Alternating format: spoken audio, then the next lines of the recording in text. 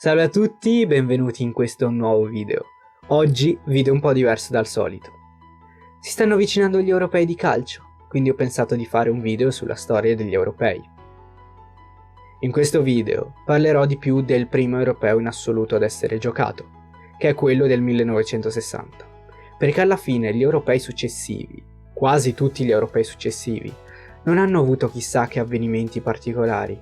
Infatti quella dell'europeo è diventata una competizione che si gioca ogni 4 anni, quindi a cadenza quadriennale, e con poche modifiche rispetto alle edizioni precedenti.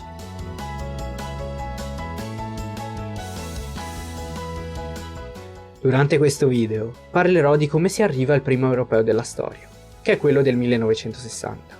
Poi parlerò di come erano strutturate le qualificazioni a Euro 1960 e di come era strutturato l'europeo in generale.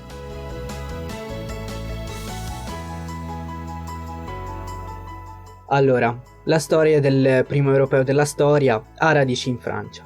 Infatti, in realtà già nel 1927 il segretario generale della Federcalcio francese, Henri Delaunay, propose alla FIFA di organizzare un campionato europeo per nazioni.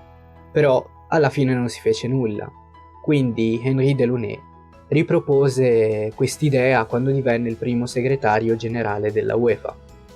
Però Henri Delaunay morì 5 anni prima del primo europeo per nazioni, insomma, e quindi non poté mai vedere questo tipo di competizione, questa competizione, insomma. Però questa competizione si organizzò lo stesso e il nome di Henri Delaunay rimase importante. Infatti il figlio, Pierre Delaunay, divenne segretario del comitato organizzatore della Coppa delle Nazioni Europee e intitolò la Coppa al padre.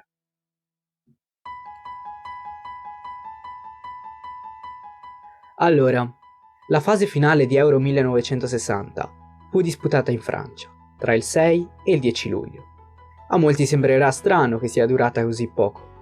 Infatti è durata poco, ma è perché alla fase finale parteciparono solo 4 squadre, perciò si partì dalle semifinali. Come si potrà intuire, c'erano poche squadre anche alle qualificazioni a Euro 1960. Sì, c'erano poche squadre effettivamente.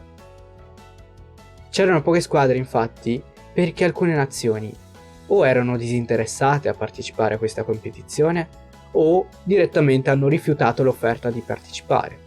Degli esempi di nazioni che si sono disinteressate a questa competizione sono Inghilterra, Scozia, Galles e Irlanda del Nord. Quindi sì, le nazioni che formano parte della Gran Bretagna. Inoltre, come ho detto prima, ci sono anche nazioni che hanno rifiutato l'offerta di partecipare, come l'Italia, l'Olanda, la Germania Ovest, la Svizzera. Quindi tutte nazioni di un certo livello dal punto di vista calcistico. Sì, ma ora torniamo a parlare delle qualificazioni a Euro 1960. A questa parte di competizione parteciparono 17 squadre, per i 4 posti della fase finale di Euro 1960. 17 è un numero dispari, quindi una squadra doveva essere eliminata, così da rimanere in 16 ed essere giusti per gli ottavi di finale. Sì, nelle qualificazioni ad Euro 1960 c'erano gli ottavi di finale e i quarti di finale, oltre a un turno preliminare. Le squadre durante questi 3 turni giocavano partite di andata e ritorno. Le qualificazioni a Euro 1960, quindi, erano divise in 3 turni. Turno preliminare, gli ottavi di finale e i quarti di finale. Il turno preliminare vide scontrarsi Irlanda e Cecoslovacchia. La Cecoslovacchia riuscì a passare rimontando il 2-0 subito in casa dell'Irlanda, con un eccezionale 4-0. Durante gli ottavi di finale riuscirono a passare Unione Sovietica, Francia, Romania, Austria, Jugoslavia, Portogallo, Spagna e Cecoslovacchia.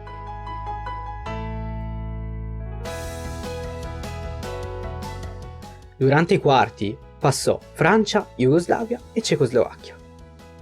Unione Sovietica e Spagna, invece, fu una partita che semplicemente non si giocò. Infatti le relazioni diplomatiche tra questi due paesi fecero sì che la Spagna si rifiutasse di giocare contro l'Unione Sovietica. Di conseguenza, l'Unione Sovietica vinse 3-0 a tavolino, sia l'andata che il ritorno, con un punteggio di 6-0 complessivo, riuscendo quindi a passare al turno successivo. E il turno successivo ricordo che era l'Europeo vero e proprio. Come avevamo visto prima, l'Europeo vero e proprio comincia con le semifinali. Le 4 squadre rimanenti erano Francia, Jugoslavia, Cecoslovacchia e Unione Sovietica. Alla finale riuscirono a passare Unione Sovietica e Jugoslavia. Cecoslovacchia e Francia si scontrarono nella finale per il terzo o quarto posto. La Cecoslovacchia così si classificò terza, poiché riuscì a vincere la partita contro la Francia. Quest'ultima, perdendo la partita, si classificò quarta.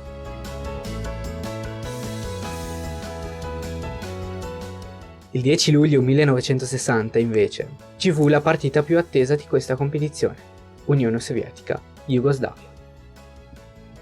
Questa fu una partita impegnativa per entrambe le squadre, ma alla fine vinse l'Unione Sovietica, 2-1, riuscendo a rimontare l'1-0 subito nel primo tempo.